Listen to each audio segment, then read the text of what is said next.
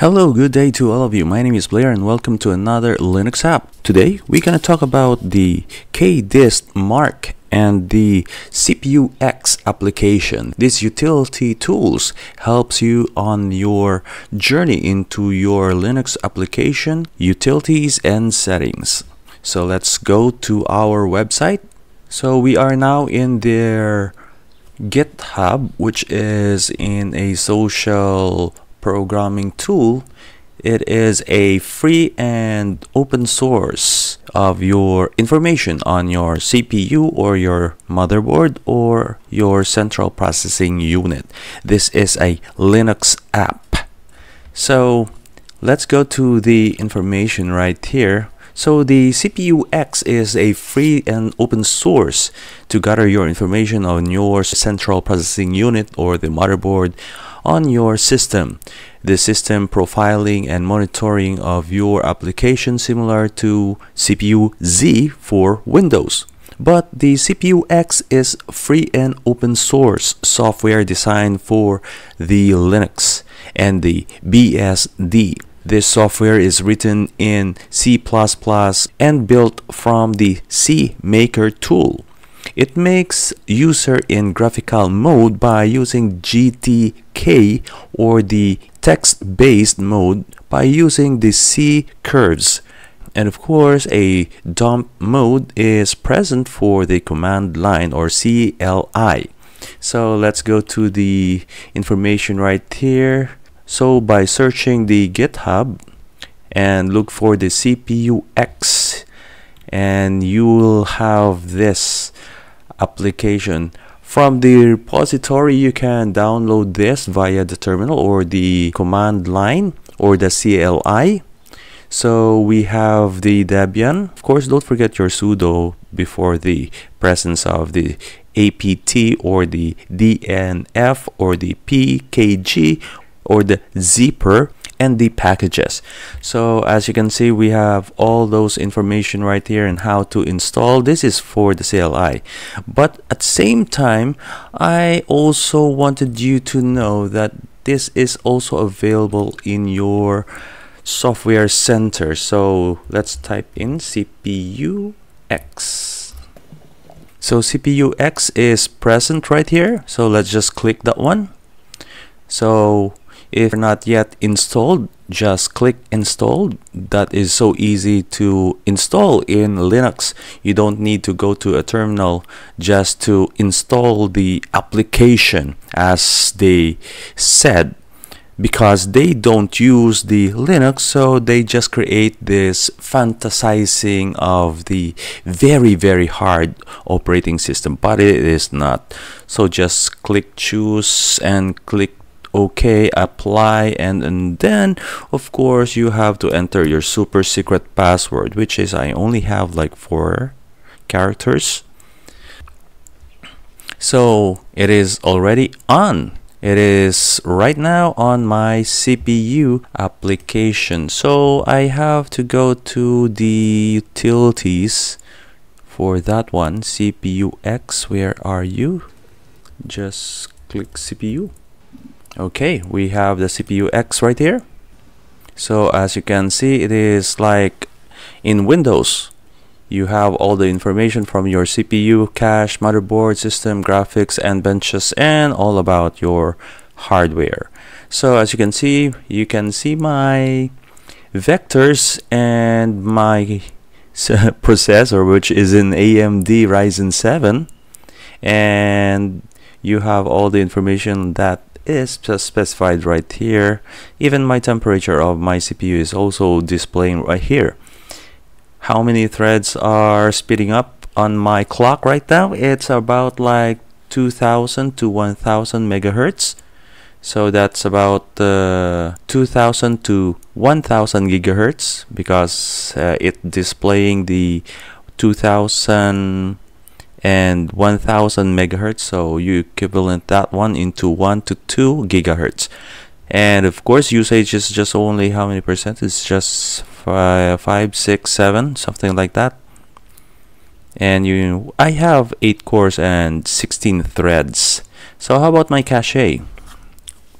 So in my cache, I have this information 8 by 2 from L1, L2, L3 cache. How about my motherboard? Yes, all the information right here. Who is the manufacturer? You can see that on LN. And my BIOS is inside Corp with the instead of I, we have the Y. And the chipset is the AMD. Of course, I'm using the AMD right now. And my operating system is based in Manjaro Linux Arch. So the name is Big Linux. And I'm using the Manjaro kernel, which is like the latest one, because this is a rolling release. And the host name is Aspire, which is my model at the same time. So I got 16 gigabytes of random access memory, which is 26% right now running and using. Buffering is just only less than 1%. So as you can see, we still have a lot right here. So this is 5 right here. We have also the graphics right here. I have 2 graphics cards right here actually.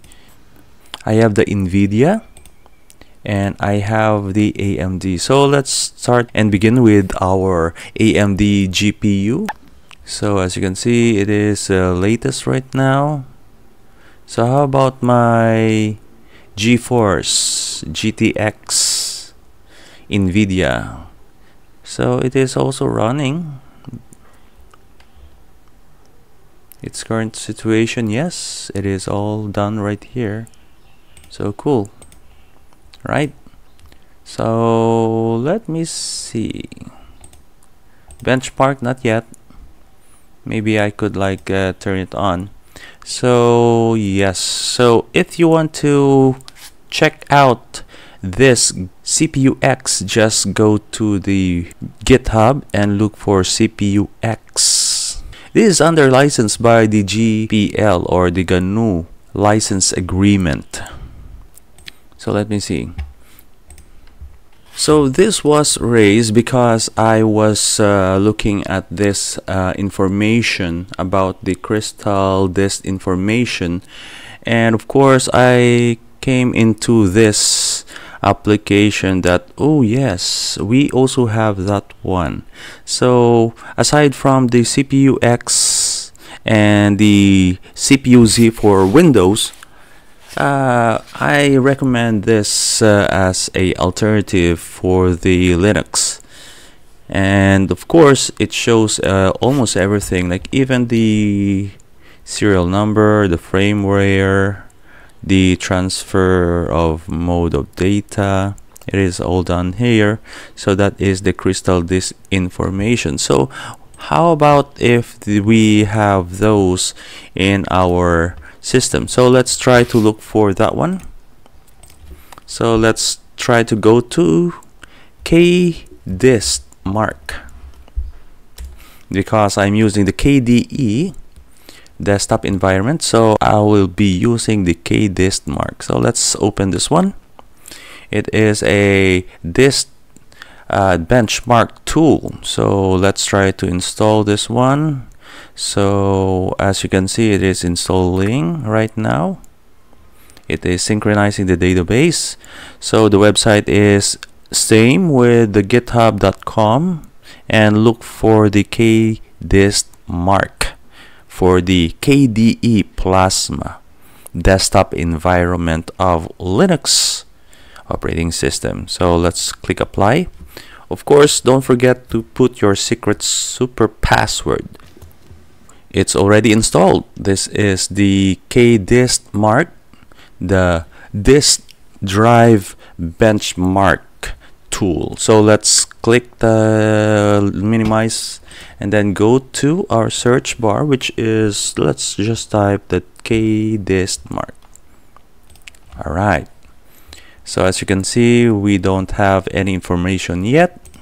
So let's click this one and enter your super secret password, as we are trying to check your disk.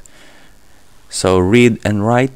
So this is also based on this information about the crystal disk info, but I think some of the application in Windows and in Mac are done in some sort of free, but not really free, because sometimes they let you pay a lot, but actually they just, well, some of them are copied by the developer, but some of them are from Windows or from Mac.